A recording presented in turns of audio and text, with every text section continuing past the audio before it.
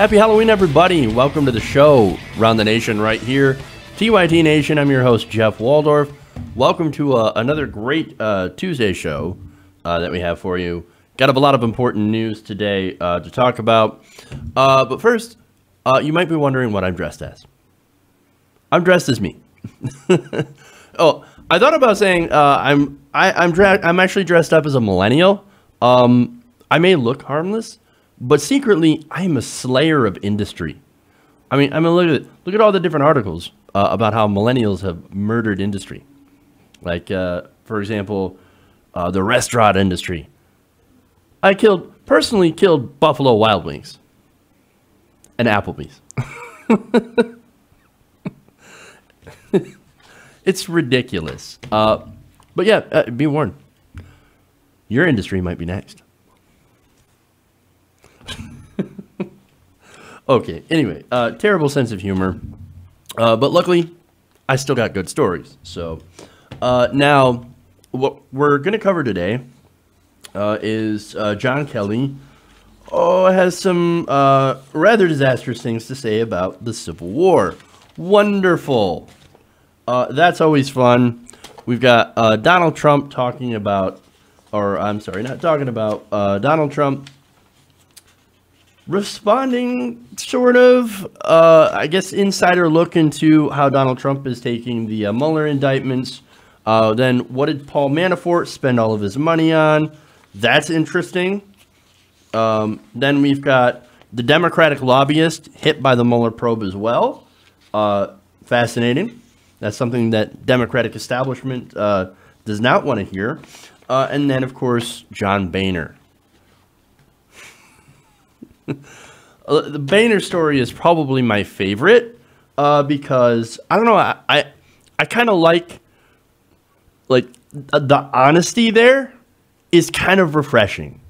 We're used to politicians lying so much about not only their policy positions or policies, just lying about who they are and how they get along with their colleagues.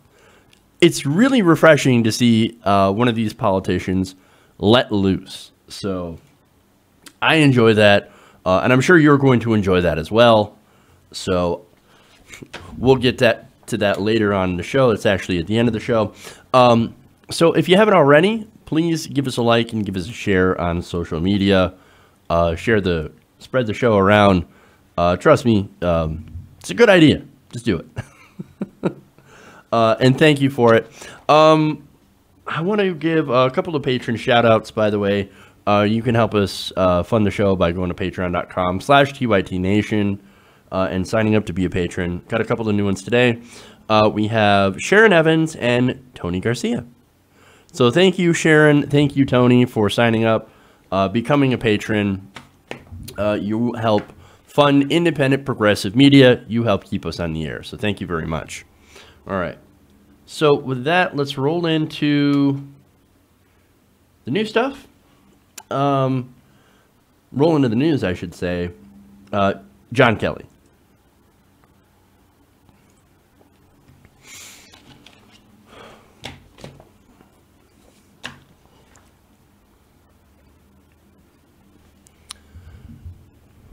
You know, there was actually a time where I thought that John Kelly was acting like the adult in the room. Well, yeah, that time is pretty much over. And it started as soon as he started weighing in on some of these different things. First, Frederica Wilson, and now you're going to see him weigh into the debate over Confederate monuments. In fact, recently he went on Fox News for a rather rare interview. And in this interview with Laura Ingraham, he discussed Confederate General Robert E. Lee and, of course, the recent push to remove monuments and symbols that basically memorialized the Confederate States of America. Now, in this interview, there's a couple of different parts. I want to show you the first part where he talks about history. Well, history's history. And there's certain things in history that were not so good and other things that were very, very good. I think we make a mistake, though, and as a society and certainly as individuals, when we take what is today accepted as right and wrong and go back 100, 200, 300 years, or more and say what those, what Christopher Columbus did was wrong. 500 years later, it's inconceivable to me that you would take what we think now and apply it back then. I think it's just very, very dangerous, and it shows you how much of a lack of appreciation of history and what history is. Oh, really? A lack of appreciation for history. Says somebody who apparently doesn't understand the history. Let's take his saying about Christopher Columbus, right? No, we can't say that. We can't go back and said what Christopher Columbus did was wrong. Yeah, we actually can. What Christopher Columbus did was horrific beyond measure, even to those days' standards. And look, the example that I give is Bartolome de las Casas. Now, Bartolome was a young priest who participated in the conquest of Cuba and wrote a history on the Indies. He actually wrote about all this stuff. He actually quit to become a priest. So he wasn't originally a priest, but he's like, oh man, I did such horrific things when I was there with Columbus. I had to get away from it and actually devote my life to God for penance. Now, he described the treatment of the natives. He says, endless testimonies prove the mild and pacific temperament of the natives, meaning that they were nice, they were kind, they were pacifistic, they didn't engage in violence, they were not quote unquote savages, right? And said that our work was to exasperate, ravage, kill, mangle, and destroy. Now, from that, who is actually the savages? The white Europeans. Now, he said that they thought nothing of knifing Indians by the 10s and 20s and of cutting slices off them to test the sharpness of their blades. Two of these so-called Christians met two Indian boys one day, each carrying a parrot. They took the parrots and, for fun, beheaded the boys. That's not to mention the stories of just endless rape and atrocities beyond description. It was all because they had power and they were going for gold, for money. That was their greed and their carelessness of human beings, right? So, John Kelly, according to your description, it would be wrong of me to say that, no, I'm using today's standards to go and judge how wrong and horrific that is. You can't actually go back and do that. Really? Are you sure you want to go there?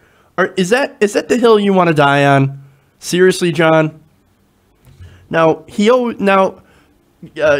talks also about the Confederacy, right? So he went on to say this about why they fought for the Confederacy and how they're actually more American and not at all treasonous. Let's watch. I would tell you that Robert E. Lee was an honorable man. He was a man that gave up his country to fight for his state, which in 150 years ago was more important than country. It was always loyalty to state first back in those days.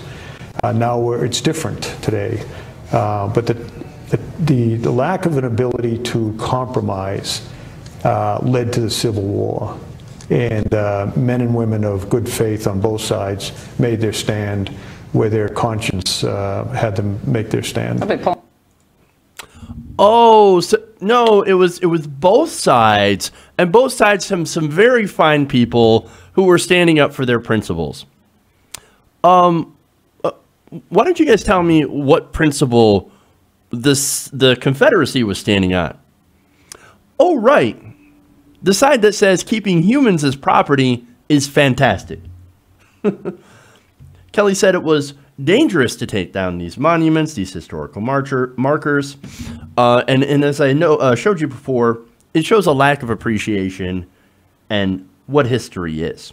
All right. Now, for one, you know what he learns history from? A statue.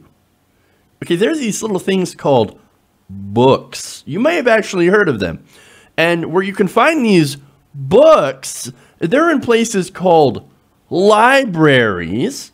And now these libraries, where you can get these books that contain knowledge, well, sometimes they have them, well, actually, they actually exist in schools, as long as the school can afford them, apparently. Now, these schools teach history. And they can teach that history without celebrating racists. Just saying. Now, the truth is about these statues is that they were created and spread by a group called the Daughters of the Confederacy.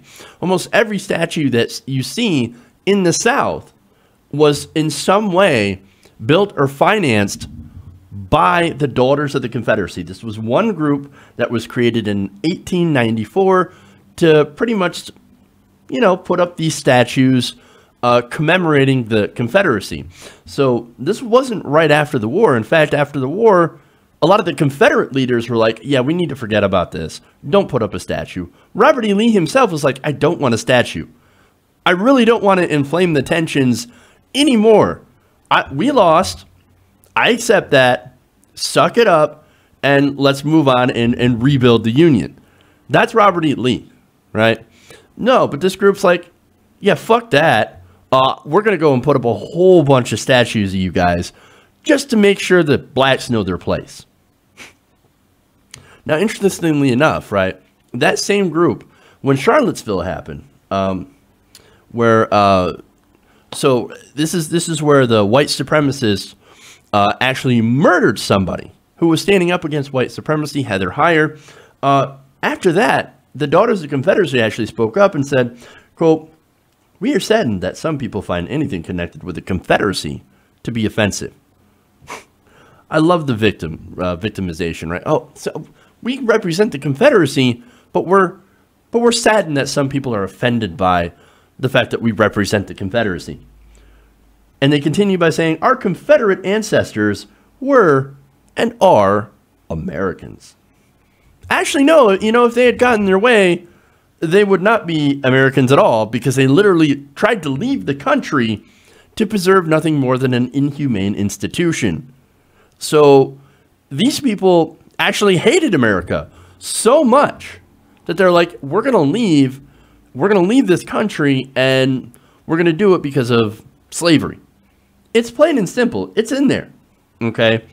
Now, they also said, we as an organization do not sit in judgment of them, nor do we impose the standards of the 21st century on these Americans of the 19th century. So right there, that's the talking point from a lot of these people. That's John Kelly's talking point. And he's like, well, how dare we go and judge them with 21st century values and they're in the 19th century? I mean, come on. That's just what people did back then. They enslaved other human beings. Yeah, that's true. But there's a lot of people in a lot of countries throughout history that realize, hey, you know what? Enslaving people, kind of wrong. All throughout history, there are a lot of different countries and a lot of different political governments that had at some point banned the practice. Now, sometimes, of course, when new governments would come into play or new kings would go into power, well, they would sometimes roll it back and go, oh, no, slavery's cool again. That's fine. So look, even back then, there were abolitionists, there were people in governments that knew that this was wrong. And look, back before the Civil War, the entirety of the North had already banned it. I think somewhere around I don't want to say dates because I might be off by a few years, but like at least by 1810, a lot of these states in the North, I think New Jersey was the last one to ban slavery. The northern states were like, okay, we all ban slavery, but the southern states, we've got a little bit of a problem here. And in fact, that problem was part of the basis of the South's hostility to the North, and vice versa. In fact, while declaring their right to secede from the Union, delegates from Confederate states cited the future of slavery as fundamental to their cause. Delegates in South Carolina referred to an increasing hostility on the part of the non-slaveholding states to the institution of slavery. Well, that makes sense. They already banned it, and they're like, come on, dude. Like, you literally are holding human beings hostage and making them work for you for free. That's horrible. Not to mention the whippings, the beatings, the rapes, all that stuff that happened. But no, and these southern states are like, yeah, we do that. And that's fine because, hey, it saves us a lot of money. It's free labor. Of course it's going to save you money. and they wanted to keep that institution because of that greed. Now, Mississippi proclaimed in its own secession declaration that slavery was, quote, the greatest material interest of the world. You can't get much more clear than that. There was a gigantic financial motive into making sure that they kept slavery. This was about slavery. The war was about keeping slavery. It's not about states' rights. I mean, sure, you could say it's about the state right, but what right are they defending? They were defending slavery. Now, I want to go to Abraham Lincoln, since we're having a history discussion, right? Now, Abraham Lincoln was famous for being an abolitionist, right? But his personal feelings aside, he felt that, hey, man, I'm going to do whatever I can to try to keep the Union together, okay? And he actually, in a way, governed like a centrist, right? And it kind of reminds me of the centrist Democrats today, because he initially pursued approach of, hey, you know what? Look, we'll let you keep some slaves if you don't break away. This was the kind of approach that he's like, look, we'll preserve the institution of slavery, just don't break away, right? Don't break away, and maybe later on we'll phase out the institution of slavery in the South as well, but just don't leave. Just don't leave. You can work with us. Again, that reminds me of the modern Democratic Party, the centrists, because they'll go and deal with Republicans that are super crazy. And they'll be like, no, don't worry, we can make a deal. And the modern Republican Party is like, no, nothing that you do short of giving us everything that we want will make us happy. But unity. Unity, and everybody really wants to go to that middle. Centrist Democrats, man. But anyway, on Lincoln, he was a Republican, to be fair. Just way back before the party switch, he said, quote, if there be those who would not save the Union unless they could at the same time save slavery, I do not agree with them. If there be those who would not save the Union unless they could at the same time destroy slavery, I do not agree with them. My paramount object in this struggle is to save the Union, and is either to save or destroy slavery. It is not either to save or destroy slavery. If I could save the Union without freeing any slave, I would do it. And if I could save it by freeing all the slaves, I would do it. And if I could save it by freeing some and leaving others alone, I would also do that. So that's Abraham Lincoln.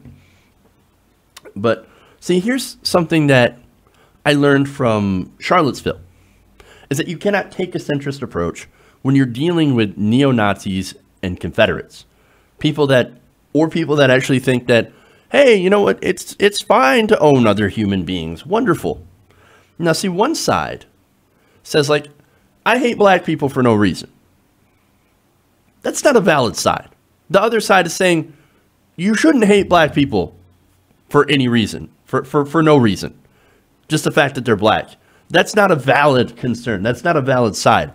And look, for the people saying, oh, you should be able to compromise with that because there are fine people on both sides.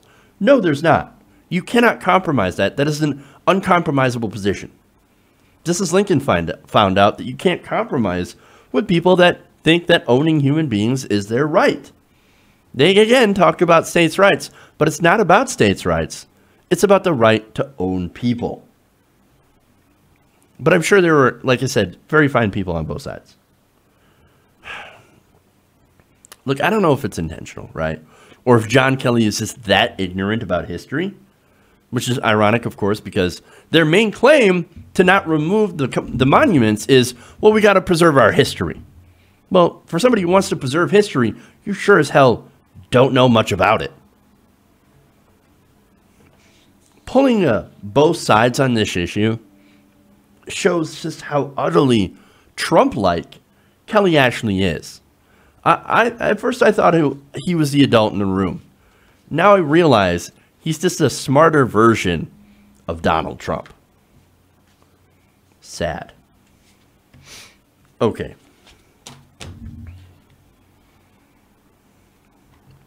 Let's move on.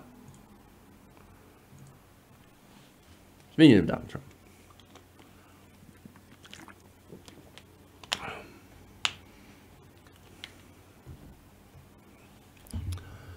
Now, President Trump is not happy following the Mueller indictments of 3 former campaign officials Now, yesterday, as you know, news broke where Paul Manafort and Rick Gates had both received indictments of conspiracy. And a third Trump staffer, George Papadopoulos, who was a foreign policy advisor, was revealed to have lied to investigators before turning to aid that very investigation. Now, Trump did not take this news very well. In fact, according to Politico, watching the developments unfold on the large television screens installed in his private residence, Trump was seething, according to a Republican close to the White House. And actually, correction here, this is not in Politico, this is in CNN. Now, interestingly enough, Trump expected this news about Manafort and Gates. Now, he had already distanced himself from Manafort over the last few months. As soon as they said, hey, by the way, you're under investigation, watch out. And immediately Trump's like, Manafort, don't know him, small time, small staffer, very, very unimportant. Really don't know him all that well. Really? The guy ran your campaign. That's a seriously weak sauce excuse. But according to people who have spoken with the president, the revelation that another campaign advisor, George Papadopoulos, pleaded guilty to making false statements to the FBI was far less expected, the sources said, and the assumption that Papadopoulos is cooperating with the FBI's Russia probe stirred even more unease among Trump's allies. Yes, nobody expected Papadopoulos. He just kind of popped up out of nowhere. So now, of course, the White House afterwards is like, oh, Papadopoulos, hardly know him. Low-level guy, volunteer, nobody. And he's young. He's so young. He's only 29 years old. And what does that have to do with anything? And look, according to the documents received by Mueller, that's definitely not true. And not only that, but you can go back to Trump himself. In a spring 2016 interview with the Washington Post editorial board, then candidate Trump was asked about who was advising him on foreign policy. He began listing names. You know what name popped up second? Papadopoulos. He also referred to him as, quote, an energy and oil consultant, excellent guy. Oh, what are you talking about? He's a volunteer, he's a low-level guy. He's nobody. Well, first he was an excellent guy. Now back to the CNN piece. The president, according to a senior White House official, said, quote, the president is going, really? This is the guy? Yeah, that's the guy. As the morning carried on, he said, that same person said, Trump grew increasingly frustrated as he viewed cable news coverage of his one-time campaign chairman arriving at the FBI field office in downtown Washington, believing his former aides' roles were being inflated. He griped that Manafort's role in the campaign had taken outsized importance in the media and insisted his former chairman played only a minor role. But wait, Papadopoulos, again, was one of your advisors, and he was important enough to get a photo with you, by the way, and Paul Manafort ran your campaign. I know you've had a lot of different people run your campaign because they all seem to have gotten in trouble. But again, if you put someone as your campaign chairman, you kind of think that they have a little bit of an important position. Just saying. Look, Trump and the White House, they're pathological liars. And of course, when lying doesn't work, they seek to distract you. In this case, they go back to an old time-tested favorite. Let's talk about the Democrats. Let's talk about Hillary Clinton. Yesterday, Trump tweeted, sorry, but this is years ago, before Paul Manafort was part of the Trump campaign. But why aren't crooked Hillary and the Dems a focus? Because, you schmuck, Hillary Clinton's not president. You're the president, okay? Look, hey, if you want to bring up the shady Uranium One deal, which, you know, I've talked about before, and the, you know, money that went to Bill Clinton, for example, and the Clinton Foundation, when it comes to Uranium One, okay, like, sure. Yeah, we can talk about that, right? But you still can't use that to run from your campaign's obvious corruption. Hey, it turns out both campaigns were corrupt and taking money. Sad. You can't run away from that. Now, according to senior aides, as revelations from the Russia investigation rocked Washington on Monday, Trump spent much of the day hunkered down, surrounded by only a handful of aides in the third-story living quarters of the White House. Huddled with members of his legal team, including Ty Cobb, his in-house lawyer and focused on the Mueller probe, John Dowd, an outside legal advisor, and Jay Sekulow, who called into the White House from his base in Nashville. Trump was bolstered by the sense among his team that the charges against Manafort bore only the loosest connections to the presidential campaign. Hey, look, they can deny the reality of what's going on for the Mueller investigation all they want. It's not going to stop him from busting down the door like Jack Nicholson did in The Shining. Here's Johnny. Look, seriously, though, this is bad for the president because Mueller's coming for him. Okay, so now Trump, of course, gets very angry and starts lashing out on Twitter, tweeting, "The fake news is working overtime. As Paul Manafort's lawyer said, there was no collusion. An events mentioned took place long before he came to the campaign. Few people knew the young, low-level volunteer named George, who was already proven to be a liar. Check the Dems." Hey, look, there's one thing that he is right about. George Papadopoulos did lie about that, but he lied to cover your ass. But apparently, there seems to be a debate going on inside the White House as to how Trump should proceed with criticizing Mueller. Now, White House lawyers have urged the president to avoid directly criticizing Mueller. Other advisors, including former chief strategist Steve Bannon, suggest no, you should aggressively push back. And as of right now, the lawyers seem to be winning against Bannon, but for how long? Now, one senior official told CNN calling for Mueller's firing would undercut the White House argument. Absolutely it would. And actually be very, very telling. Especially if not only did they go, will Trump go and criticize Mueller, which he hasn't done. He's certainly done for the investigation, but not Mueller himself. But if he did fire him, oh boy. That would be very, very telling, going and firing the person investigating investigating your possible ties to Russia. That wouldn't look compromising at all, though. Oh, of course not. He's very, very smart. Because Trump is the smartest person. He's got the best brain. He knows all about how to deal with this stuff. Now, Cobb, White House lawyer, has been a leading voice inside the West Wing to urge cooperation with Mueller's investigation. White House Chief of Staff John Kelly has also reinforced that argument inside the administration. Both have told Trump that providing Mueller with information, including potentially an interview with the president himself, would allow the investigation to reach a conclusion quicker. So, their recommendations, of course, have gone simply beyond cooperation. Cobb and Kelly have both warned Trump that spouting off on Mueller on Twitter or during friendly interviews on Fox would also backfire badly. So basically, these guys are like, no, just cooperate, give them everything they want. You've got nothing on you. Don't worry about it. Just give them all that information, okay? It's gonna be fine, Donald. It's gonna be fine. And also, do not attack Mueller on Twitter. Don't attack Mueller on Twitter. Now, Trump, of course, has been following that advice, but as word of indictments emerged last week, other members of his team, both West Wing aides and informal advisors, have said that Trump's kid gloves approach to Mueller has yielded no results. And once Trump realizes that, like, hey, it's not working, they're still coming after me, what's going on? Your advice is not working. I need to strike, and I need to strike back now. Once he unleashes on Mueller, uh-oh.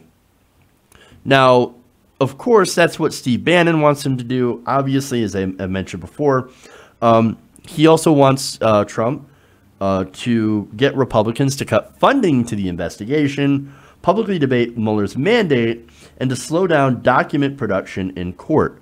So, for some reason, Bannon is very worried, it seems like. He's like, no. I want you to stymie this investigation, cut the funding, fire Mueller. Why? What are you worried about? If there's nothing there, like Sekulow, I'm sorry, not Sekulow, but Cobb and Kelly. Well, look, if you're doing what Cobb and Kelly say, then you're producing all the documents, you're giving them all the, all the stuff. And if there's nothing there, there's nothing there. If there's no collusion, great. Bannon's like, no, I am worried about it. And maybe he's worried in his own twisted way that they're going to make up charges, and he thinks this is all complete fabrication. Okay, I understand that. I don't agree with that. I think there is a deal that will be uncovered, but look, maybe Bannon has no idea, and he just thinks, oh, this is just a political strike back, a political hit piece. Kind of like what the Republicans did to Bill Clinton back in the 1990s for getting a BJ. Just saying, one side was more than willing to go and impeach over ridiculous circumstances. So maybe Bannon's like, yeah, well, they'll do the same thing to us. But I don't know. All I know is that that's exactly what Bannon wants him to do. Now, Trump might do that, or he might do worse. Many of the president's allies have privately speculated that Monday's indictments only made it more likely he would ultimately find some way of hampering the probe, including potentially dismissing Robert Mueller. That would be a disaster.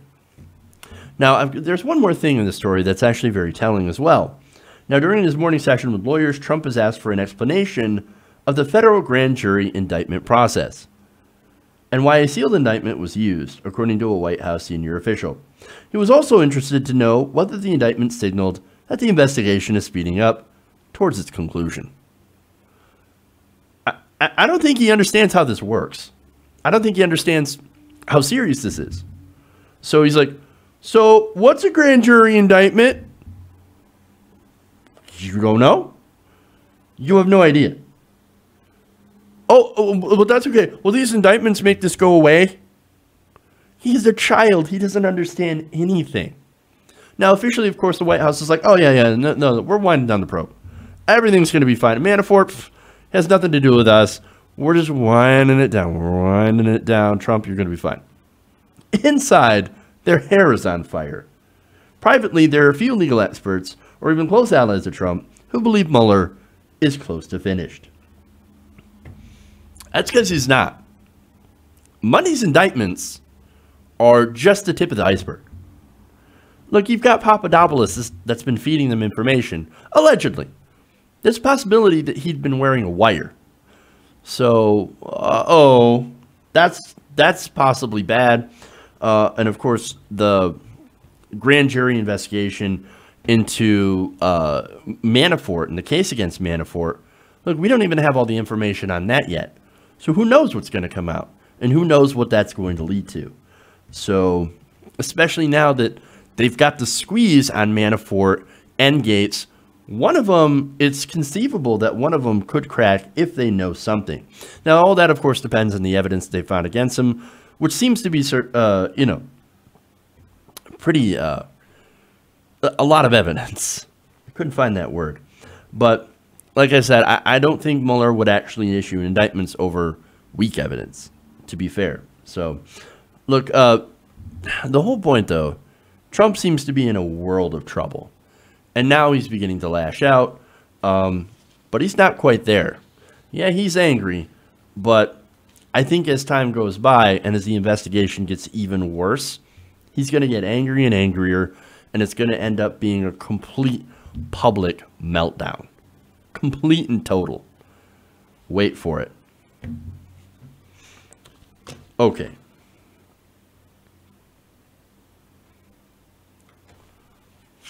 We'll move on here to the next story.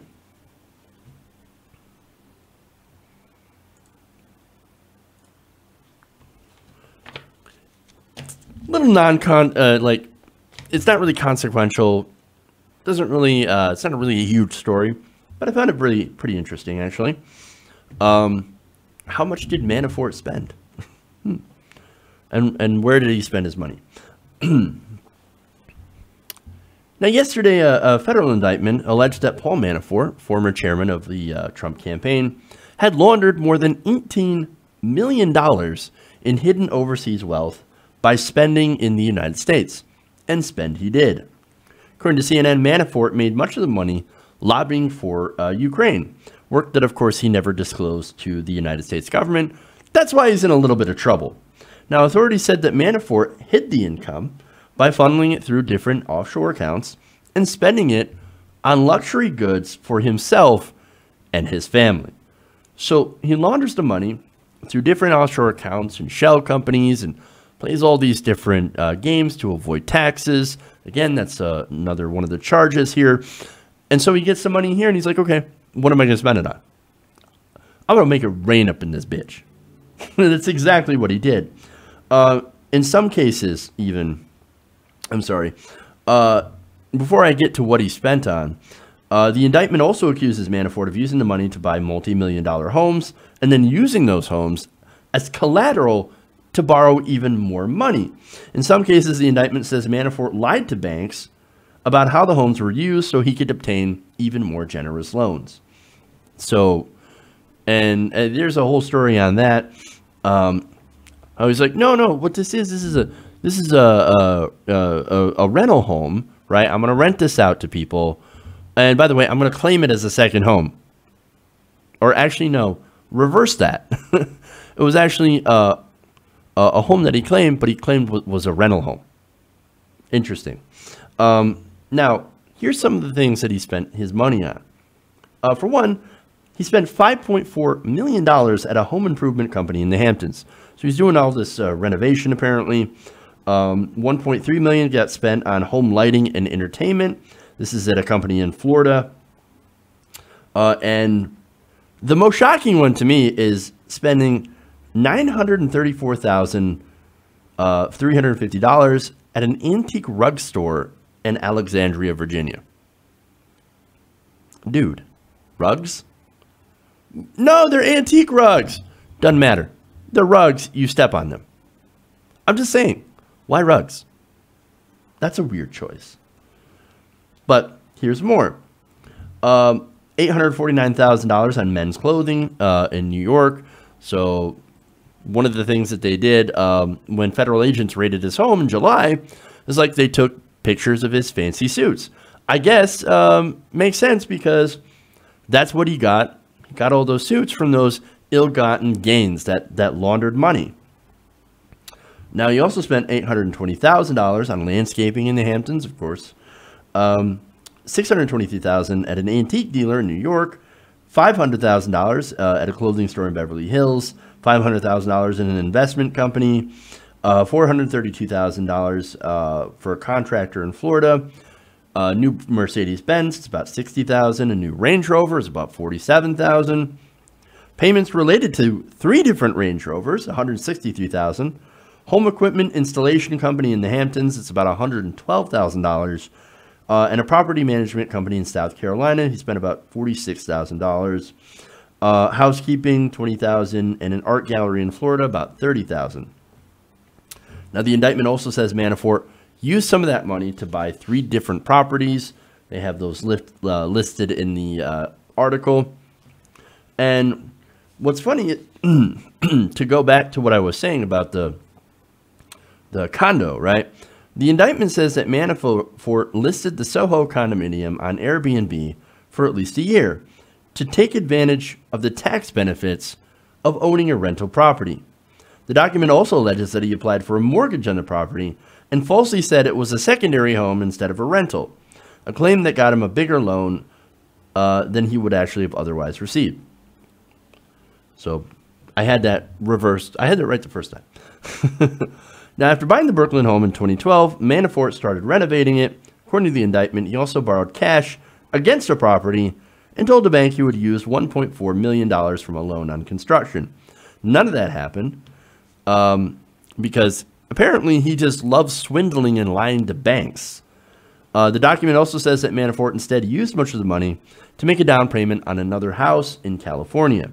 So, look, here's a guy that laundered $18 million.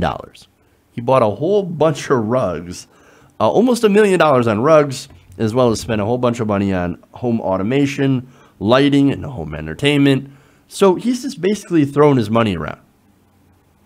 That's not very smart. Look, I don't know if he's just brazen or if he's stupid. Or maybe he's a combination of both. I don't know. This is the guy, though, that ran off with millions from a Russian aluminum magnate named Oleg Deripaska. Now, I think he owed him somewhere around 18 to 19 million. And so he was in a massive amount of debt. And it turns out he owed this money right before he joined the Trump campaign. In fact, emails showed that he may have may have joined the Trump campaign in order to, quote, get whole. That means pay off my debts. In an email to his old lieutenant, Konstantin Kilimnik, who had worked for him a decade in the Ukrainian capital of Kiev, said, I assume you've shown our friends my media coverage, right? Absolutely. Kilimnik responded a few hours later, every article. Quote, how do we use to get whole? Has OVD operation seen? And of course, OVD is assumed to be Oleg Deripaska. Now, again, this letter is right after Manafort joined the Trump campaign, and so it shows you that he was actually using the campaign or to try and repay some of his massive debts. That's why he emailed Deripaska saying, hey, by the way, I've got information in this campaign. Hey, will that help me repay the debt so you can get a little bit of leverage inside the new administration if they win? And there's a good chance that they will win. Hey, I got information. Come on, deal with me and try to cancel out my debt. He wanted to curry favor to his debtors by giving the Russians an access to a presidential campaign. Now, that's a campaign, of course, that seemed really fine with the idea of getting dirt on Hillary Clinton from a foreign government, which is a no-no. Look, Paul Manafort has to be one of the dumbest, most corrupt people. I mean, again, taking that money from Deripaska and running. It's amazing. Not only that, but he laundered millions of dollars and used them and spent it for his opulent lifestyle, and then tried to use his political position or position in a political campaign in order to try and pay off that debt. Not only is he dumb, but he's also incredibly morally bankrupt. That's who Paul Manafort is. And if Donald Trump is the kind of person that surrounds himself with these kind of people, it also shows you who Donald Trump is. But I think we already knew that. Okay.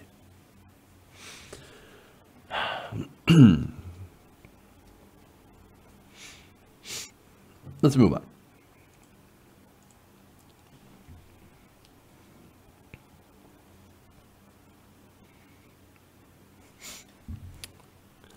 Now, the recent indictments and investigation into Russian connections to the Trump campaign have not only hit people that are close to Trump, but it also ended up hitting a Democratic lobbyist.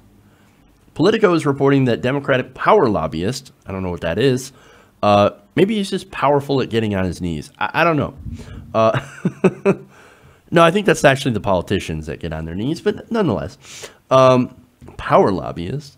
That's like, I don't know. I'm not going to go there. Okay. Almost said something incredibly inappropriate. But let's continue. Politico is reporting that Democratic power lobbyist Tony Podesta, founder of the Podesta Group, is now stepping down from that firm that bears his name after coming under investigation by special counsel Robert Mueller. Now, you might know the name Podesta because of his brother, John Podesta. And John Podesta is the guy who ran Hillary Clinton's campaign. Oops. Also, of course, where the emails came from, his account, all those emails released by WikiLeaks. Now, Podesta announced his decision to step down during a firm-wide meeting on Monday morning and had alerted clients of his impending departure.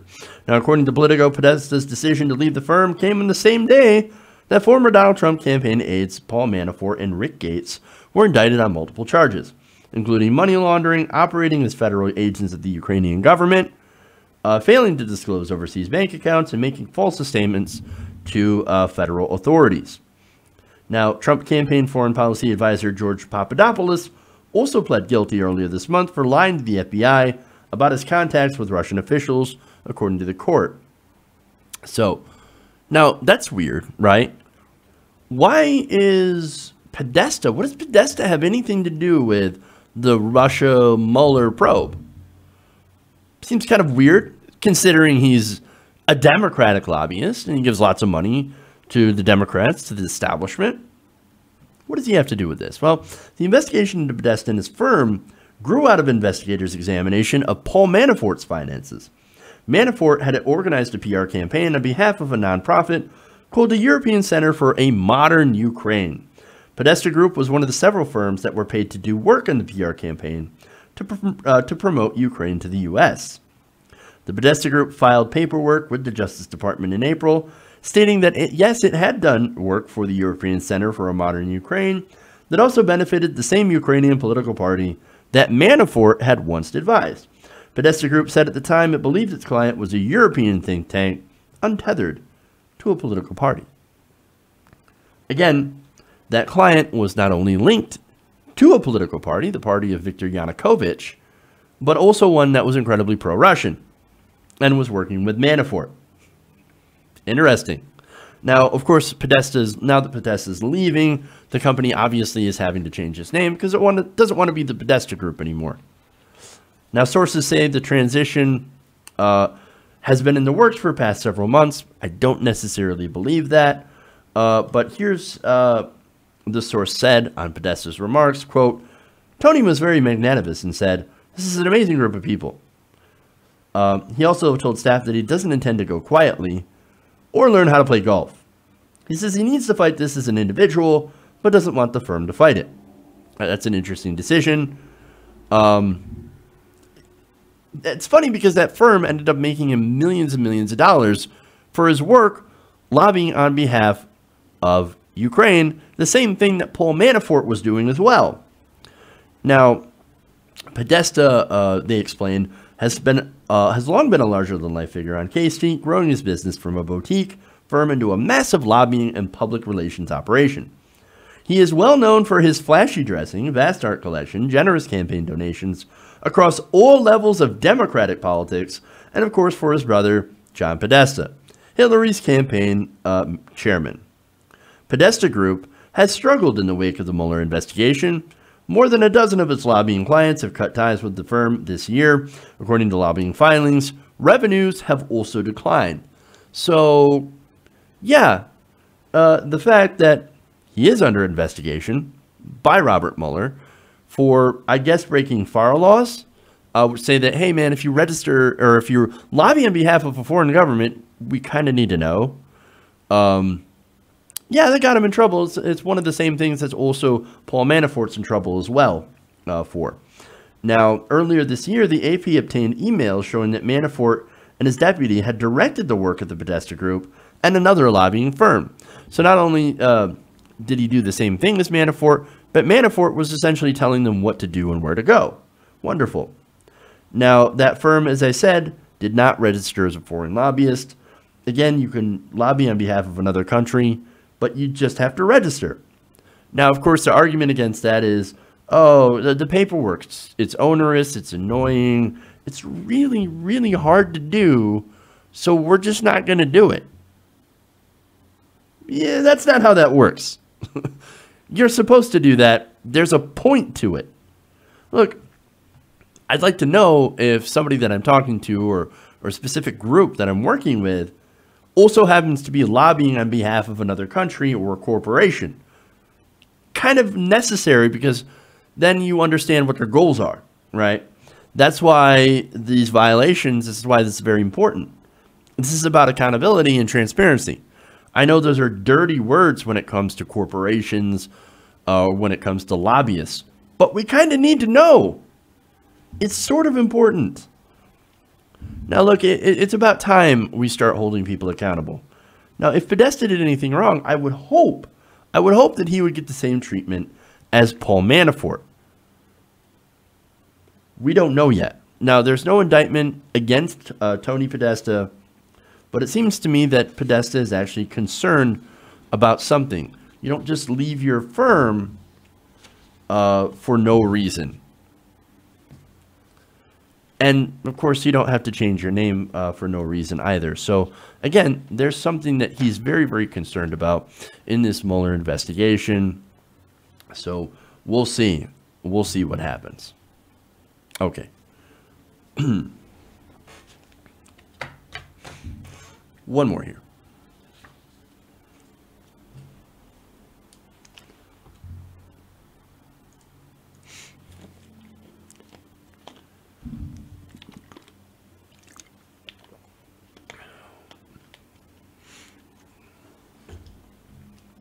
It's probably the best story.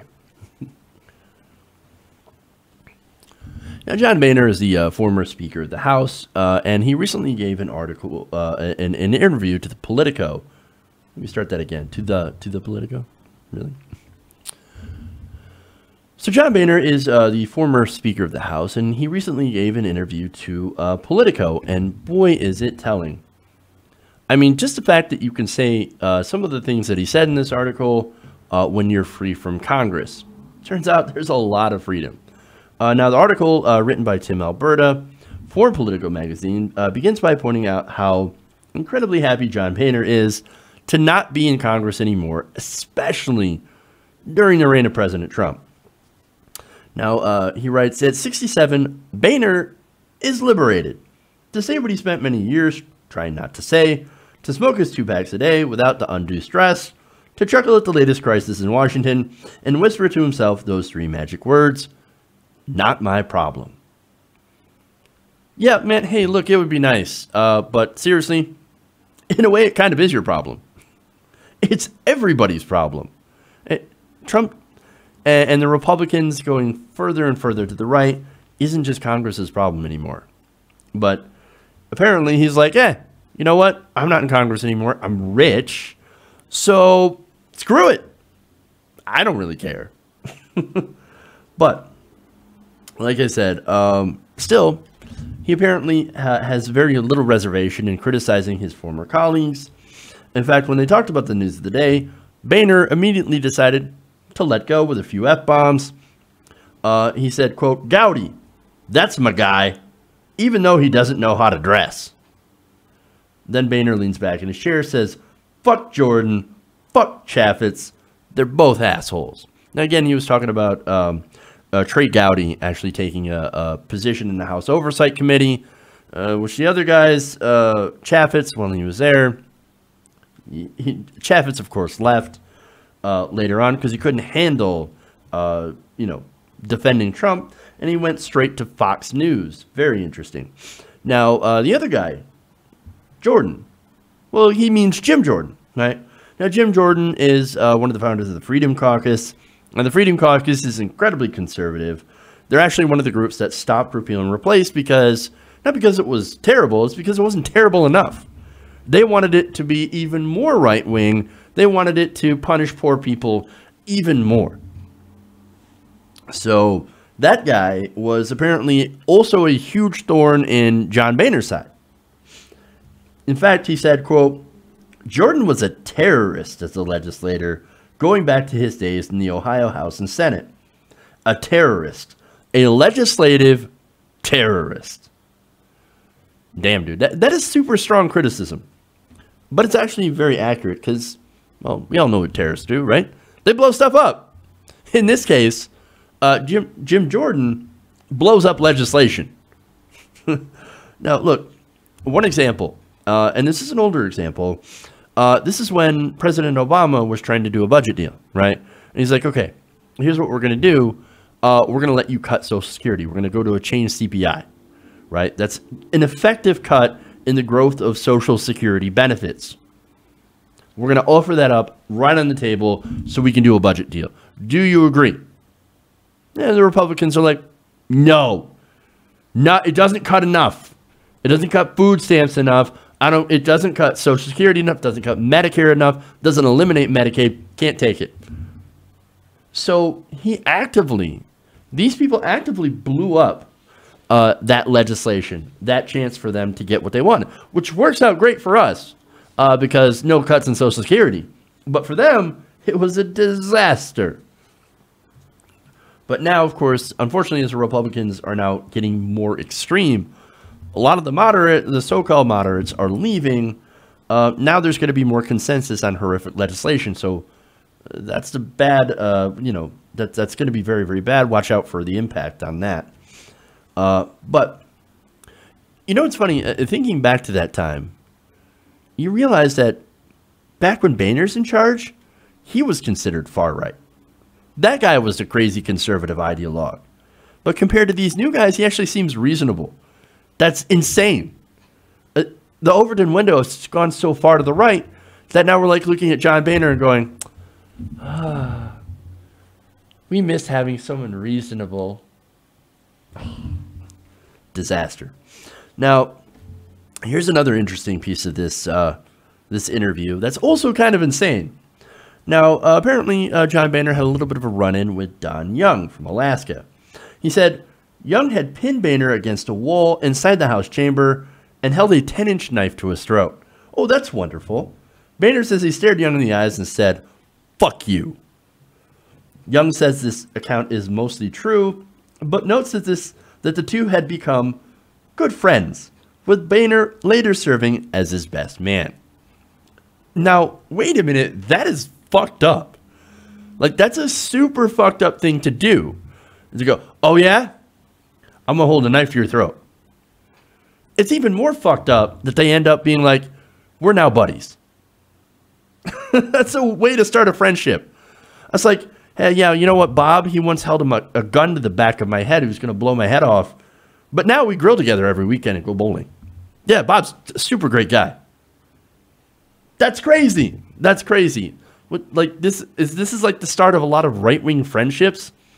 Like, yeah, you know, we were punching, kicking the shit out of each other, and it turns out he's kind of a cool guy, so we decided we were going to hang out. Weird. Super weird. But anyway, Boehner gets into the problems with the super far right of the Republican Party and media, and I found this actually very interesting. Here's some context first. The rising influence of heritage and other outside groups in the far right, for example, Club for Growth, Freedom Works, the Tea Party Patriots, made the speaker's job infinitely harder. Egged on by an angry GOP base, they repeatedly corner Republicans into fights they couldn't possibly win. Now, these outside groups, they pay a lot of right-wing radio hosts to gin up that anger, because that anger drives people to the polls every time.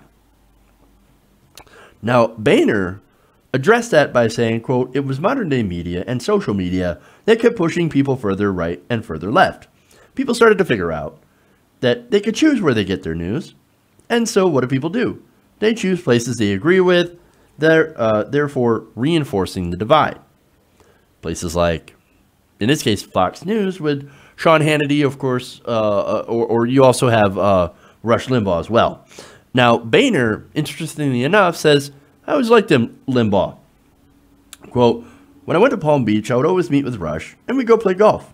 But you know, who was that right-wing guy? Mark Levin? That guy, he went really crazy right and got a big audience. And he dragged Sean Hannity to the dark side. He dragged Rush to the dark side." I heard they have cookies. I'm just saying. Of course, Rush Limbaugh, the last thing he needs is a cookie, but I'm not saying anything. Boehner said he used to talk to the two, quote, "all the time, and suddenly now they're beating the living shit out of me." Well, look, that's what happens when you follow the money.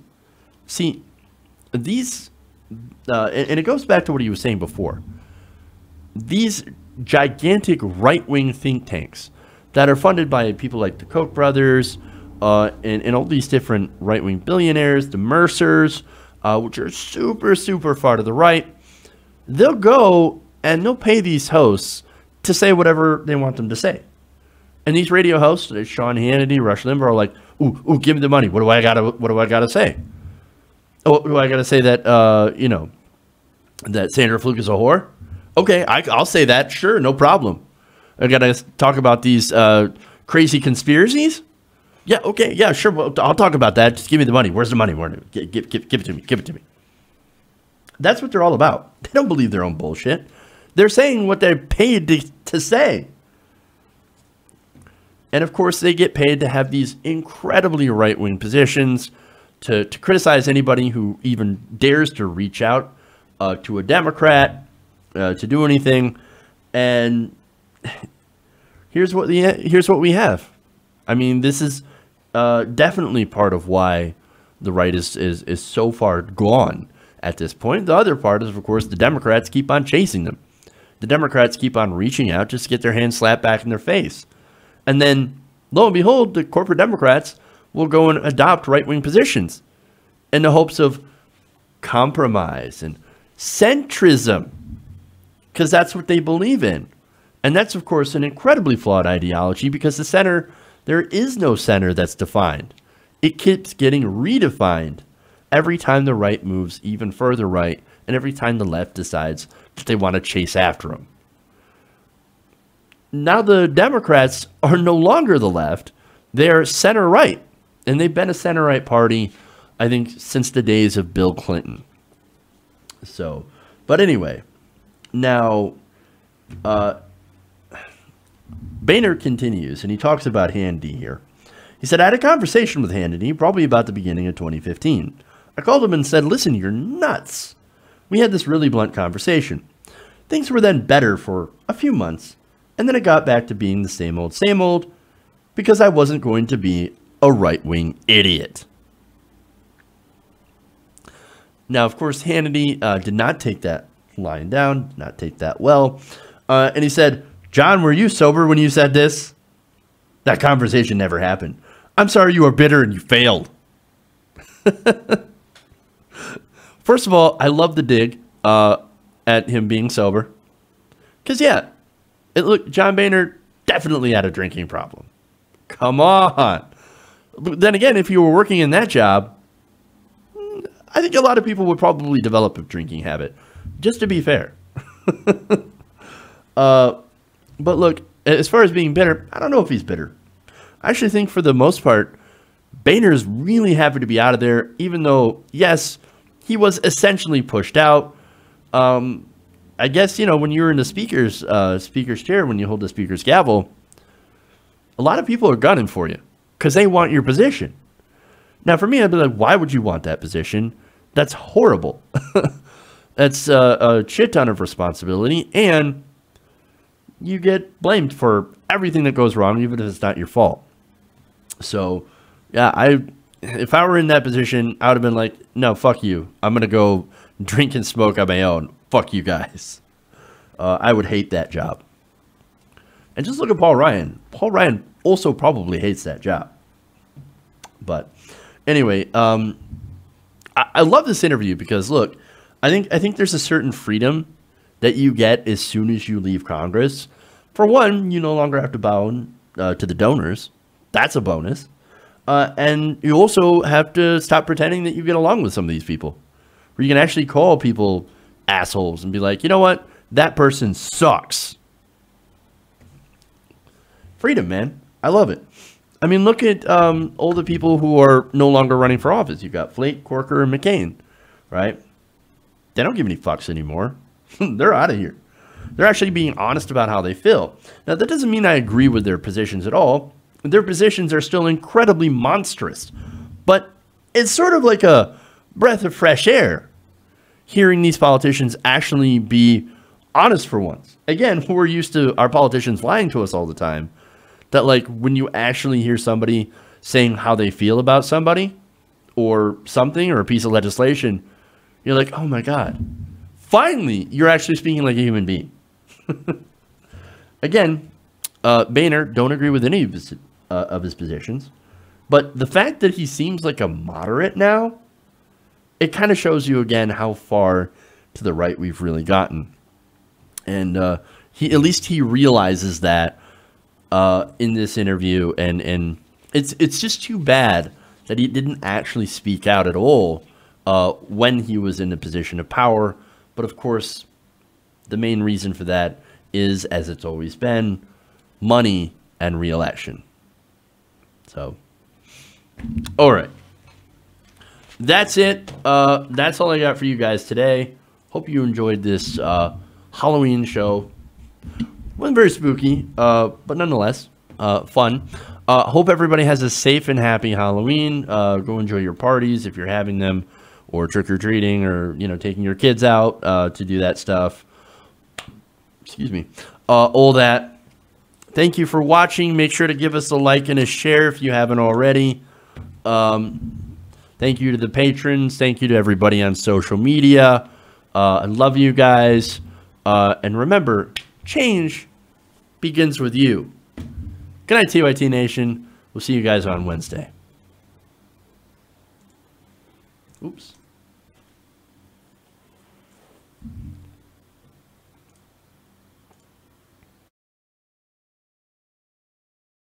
It's the devil, okay?